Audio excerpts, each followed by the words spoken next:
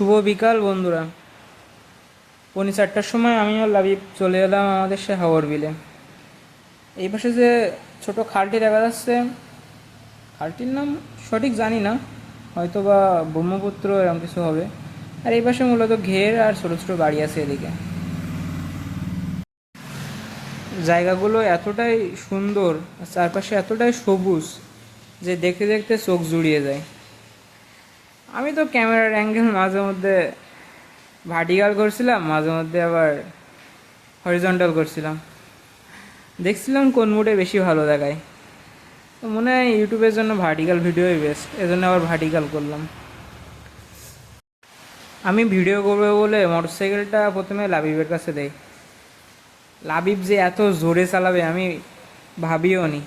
ও এত জোরে চালাচ্ছিল আর এত কাত হয়ে বাঁক নিচ্ছিল যে আমার নিজেরই ভয় করছিল।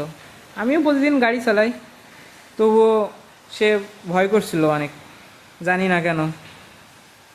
আমাদের গন্তব্য সামনে একটি ব্রিজ। আজ আমাদের প্ল্যান আছে ব্রিজে গিয়ে বেশ ছবি তোলা।